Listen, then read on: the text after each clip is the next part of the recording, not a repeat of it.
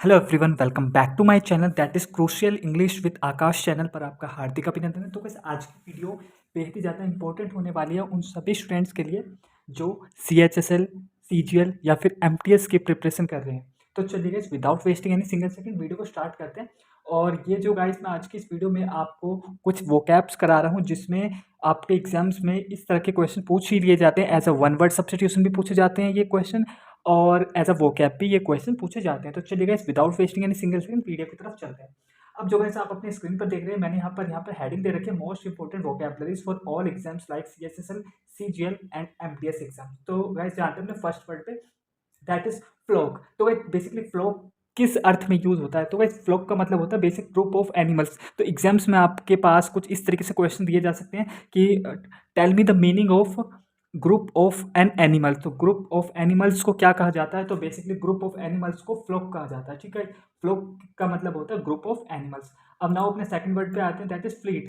तो फ्लीट किसके लिए यूज होता है? तो शिप, जितने शिप होती है ना, जो जहाज होते हैं, पानी वाले जहाज होते हैं, उनके ग्रुप को, उनके समूह को फ्लीट कहा जाता है। ठीक है ना, इसमें आप बिल्कुल भी कंफ्यूज नहीं होना। फ्लॉक का मतलब है group of animals and fleet का मतलब होता है ग्रुप ऑफ शिप। ठीक है, now come to the third point, that is stack. तो स्टैक बेसिकली क्या होता है? Group of papers. तो ग्रुप ऑफ पेपर्स को स्टैक कहा जाता है। ठीक है ना, अब अपना जो फोर्थ वर्ड है, दैट इज क्लिक। तो क्लिक का मतलब होता है ग्रुप ऑफ गैंग। तो कोई भी गैंग होती है एक, चाहे वो क्रिमिनल गैंग हो या फिर कैसी भी गैंग हो, उसको क्लिक कहा जाता है। ठीक है ना, अब जो अपना फिफ्थ वर्ड है, दैट इज ट्रूप। तो ट्रूप किसके लिए यूज किया जाता है? Group of soldiers. तो ग्रुप ऑफ सोल्जर्स मतलब कि अ, सेनाओं का ग्रुप जो होता है वो ट्रूप कहा जाता है। तो बेसिकली ट्रूप का मतलब होता है ग्रुप ऑफ सोल्जर्स। ठीक है, अब देखिए, अब मैं आपको बता दूं कि फिफ्थ क्वेश्चन जो आप देख रहे हो, ट्रूप एंड ट्रूप, तो इसमें ना बहुत ही ज़्यादा कंफ्यूज हो जाते हैं स्टूडेंट्स एग्जाम्स में। तो TROOP का मतलब होता है group of soldiers, and TROUP it is also a sound of troupe.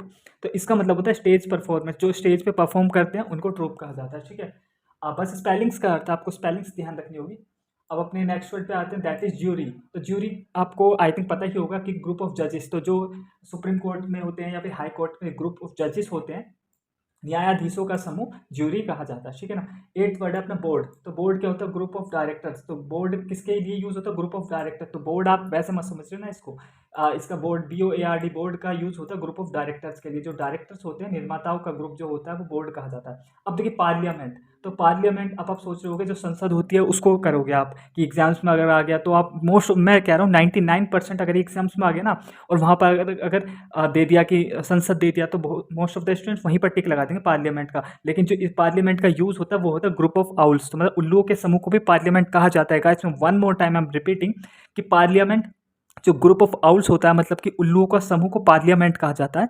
तो उल्लुओं के समूह के लिए क्या वर्ड यूज होता है? पार्लियामेंट। अब है अपना सिंडिकेट। सो सिंडिकेट होते हैं मर्चेंट। जो मर्चेंट नेवी होते हैं, जो जो शिप होते हैं, पानी वाले जहाज़ों को, जो उनको दिशा दिखाने का काम करते हैं, उनको मर्चेंट्स कहा जाता है। तो उनके लिए सिंडिकेट। तो सिंडिकेट जो वर्ड है वो किसके लिए यूज होता है? मर्चेंट्स के लिए। अब जो अपना 11वां वर्ड दैट इज क्रू। तो क्रू का क्या मतलब है? Group of sellers. तो जो सेलर्स होते हैं उनके ग्रुप को क्या कहा जाता है? क्रू कहा जाता है। ठीक है ना, अब अपने नेक्स्ट वर्ड पे आते हैं, दैट इज गैंग। तो मैंने आई थिंक ये करा ही दिया, गैंग क्रिमिनल्स और थीफ का जो समूह होता है उसको गैंग कहा जाता है। मूव। तो मूव किसे कहते हैं? Group of angry people. तो ग्रुप ऑफ जो गुस्साई भीड़ होती है, जो गुस्से में जो भीड़ होती है, उसके समूह को क्या कहा जाता है? मोब। ठीक है ना, मोब का यूज होता है ग्रुप ऑफ एंग्री पीपल के लिए। तो वह बेहद ही ज़्यादा इंपॉर्टेंट वोकैब्स हैं, इनको प्लीज रिमेंबर रखना अपने एग्जाम्स के दृष्टिकोण के लिए। आप जो 14th क्वेश्चन है बिवाय। तो बिवाय, इसे बैवी भी कह सकते हो, बिवाय भी कह सकते हो। तो बिवाय का मतलब तो ग्रुप ऑफ गर्ल्स या फिर लेडीज, मतलब कि गर्ल्स का जो समूह होता है उसे बिवाय कहा जाता है, फिर बैवी कहा जाता है। अपना जो फिफ्थ वर्ड है, दैट इज पोज। तो पोज का मतलब होता है group of police man. Group of police man का के लिए ही पोज का यूज किया जाता है। अपना 16th वर्ड है शॉल। तो शॉल का यूज किया जाता है ग्रुप ऑफ फिश के लिए। जो ग्रुप ऑफ फिश होती है, मछलियों के समूह के लिए क्या वर्ड यूज होता है? शॉल का यूज किया जाता है। 7वां वर्ड है मर्डर। आप अच्छे से जानते हो, ग्रुप ऑफ फ्रॉज। कार्टोग्राफी। तो देखिए ये बेहद ज़्यादा इंपॉर्टेंट क्वेश्चन है। 17th वर्ड है जो आपको, सॉरी 18वां वर्ड है कार्टोग्राफी। तो कार्टोग्राफी का मतलब होता है person who makes maps and graph. तो ये क्वेश्चन आपका एग्जाम्स में as a one word substitution के रूप में पूछ लिया जाता है कि a person who makes maps और ग्राफ, एक ऐसा व्यक्ति जो मैप की रचना करता है, उसको क्या कहा जाता है? तो उसको कहा जाता है कार्टोग्राफी या फिर कार्टोग्राफर। ठीक है ना, कार्टोग्राफर एक ऐसा पर्सन होता है जो मैप को बनाता है।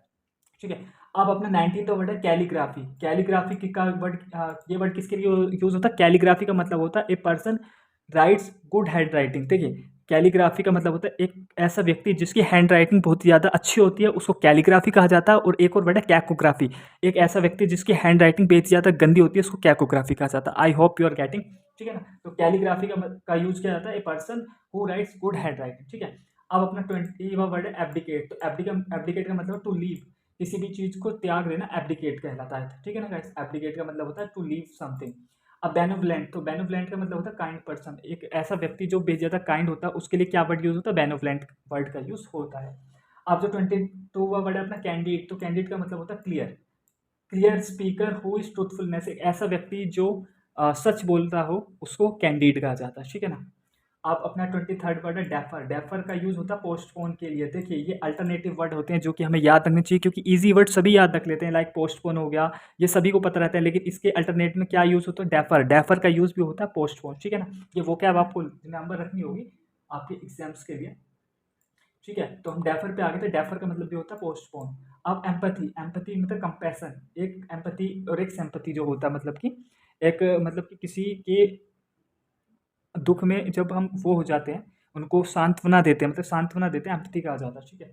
अब अपना फ्यूटाइल, फ्यूटाइल का मतलब है कॉन्टिन्यूस, ठीक है ना। ये भी अल्टरनेटिव वर्ड है। देखिए कॉन्टिन्यूस मतलब कि कंटिन्यूस मतलब कंसिस्टेंसी, लगातार किसी काम को करते रहना, कॉन्टिन्यूस। एंड फ्यूटाइल, फ्यूटाइल का यूज भी होता है कॉन्टिन्यूस के लिए, ठीक है ना। अब जो अपना नेक्स्ट 26 वर्ड है ग्रीगेरियस। तो ग्रीगेरियस का मतलब होता है friendly person, who a person who has a friendly nature, एक ऐसा व्यक्ति जिसका फ्रेंडली नेचर होता है अनफेमिलियर पर्सन के साथ भी, उसको ग्रीगेरियस कहा जाता है, ठीक है ना। अब अपने 27th वर्ड पे आ जाते हैं। ये है आपका 27th लिंगर्ड। तो लिंगर्ड का मतलब होता है डिलीटेड और लेट, ठीक है। 28th वर्ड है डैरोगेटरी। तो इसका मतलब होता है डैरोगेटरी का मतलब होता है प्रेजिंग, जब हम किसी को प्रेज करते हैं, किसी की को अप्रिशिएट देते हैं, तो उसको डैरोगेटरी कहते हैं, ठीक है ना। अब है अपना रिहेट्रिक। रिहेट्रिक का मतलब होता है हु राइट स्पीक इफेक्टिवली, एक ऐसा पर्सन जो अच्छे से किसी भी चीज़ को लिखता है, अच्छी तरीके से जो लिखता है, उसको रिहेट्रिक कहा जाता है। अब जो अपना 13th वर्ड है स्पेंड थ्रिफ्ट। तो स्पेंड थ्रिफ्ट का मतलब होता है माइजर काइंड ऑफ पर्सन, एक ऐसा व्यक्ति जो बेहद ज़्यादा कंजूस होता है, उसको स्पेंड थ्रिफ्ट कहा जाता है, ठीक है ना गाइज। आई विश कि ये वीडियो आपको अच्छी लगी होगी, और ये वोकैब्स आपके एग्जाम्स में हर बार एग्जाम्स में ऑलमोस्ट पूछ ही ली जाती है। जैसे कि मैं अगर आपको इंपॉर्टेंट की बात करूं कि किस पे आपको मेन फोकस रखना चाहिए, एक आपका ट्रूप एंड ट्रोप वाला हो गया, क्लिक वाला हो गया आपका, ये मॉब वाला हो गया, group of angry people, pose वाला भी पूछ लिया जाता है, शॉल वाला भी पूछ लिया जाता है, कैलीग्राफी भी पूछ लिया जाता है, एंड कैकोग्राफी भी पूछ लिया जाता है। तो कैलीग्राफी का मतलब होता है कि ऐसा पर्सन जिसकी हैंड राइटिंग काफ़ी अच्छी होती है, कैकोग्राफी जिसकी हैंड राइटिंग बेकार होती है। आज की वीडियो में सिर्फ गाइस इतना ही। अगर वीडियो अच्छी लगी हो तो प्लीज़ मेरे चैनल को सब्सक्राइब करें, वीडियो को लाइक करें और ज़्यादा शेयर करें अपने फ्रेंड सर्कल में। Thank you everyone.